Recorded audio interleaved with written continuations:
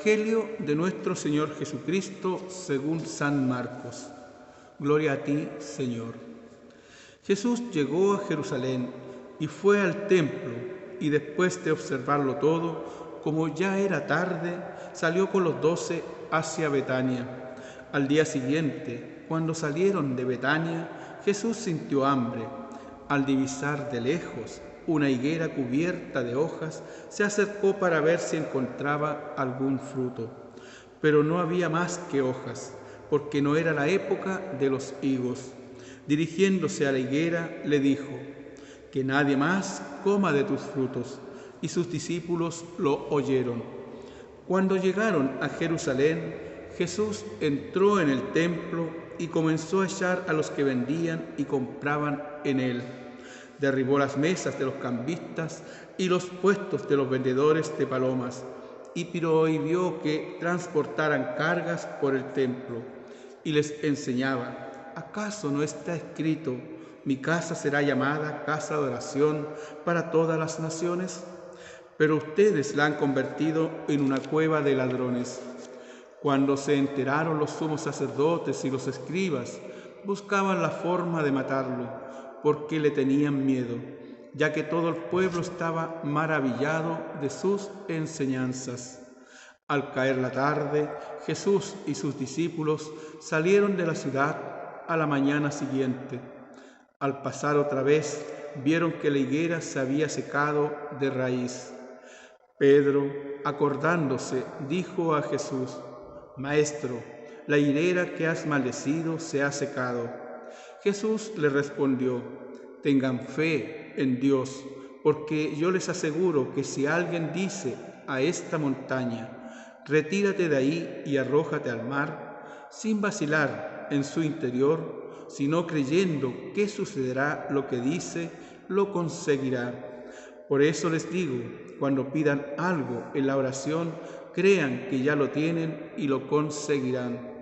Y cuando ustedes se pongan de pie para orar, si tienen algo en contra de alguien, perdónenlo, y el Padre que está en el cielo les perdonará también sus faltas». Palabra del Señor. Gloria a ti, Señor Jesús. Queridos hermanos, la liturgia del día propone el Evangelio en el que Jesús expulsa a los mercaderes del templo, porque han transformado la casa de oración en una cueva de ladrones. Esa es la forma en que Jesús se enfrenta a las corrupciones que los levitas y sacerdotes han ido introduciendo en el templo, con la excusa de la pureza, del sacrificio o la limosna.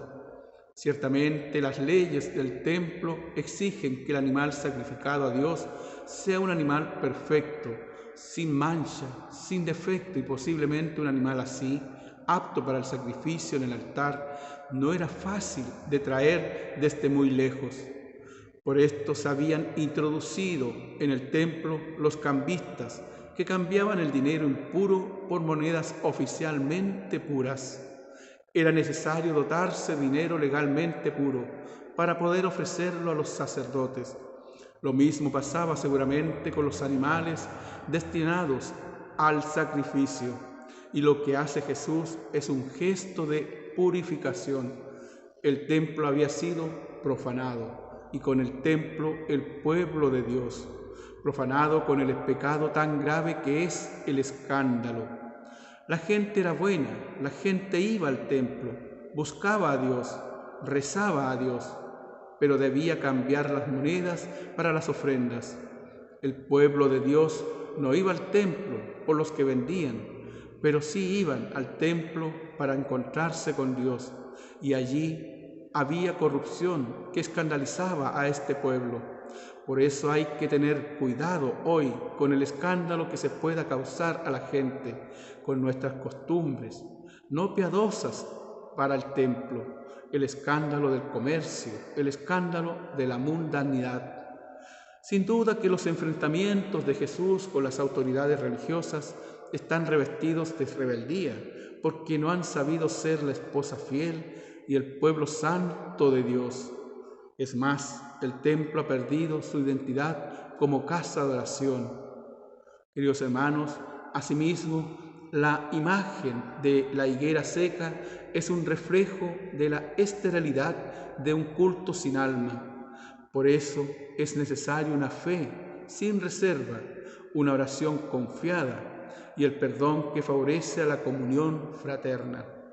El hermoso versículo que nos pone este texto del Evangelio hoy y que nos dice: y cuando ustedes se pongan de pie para orar, si tienen algo en contra de alguien, perdónenlo, y el Padre que está en el cielo les perdonará también sus faltas.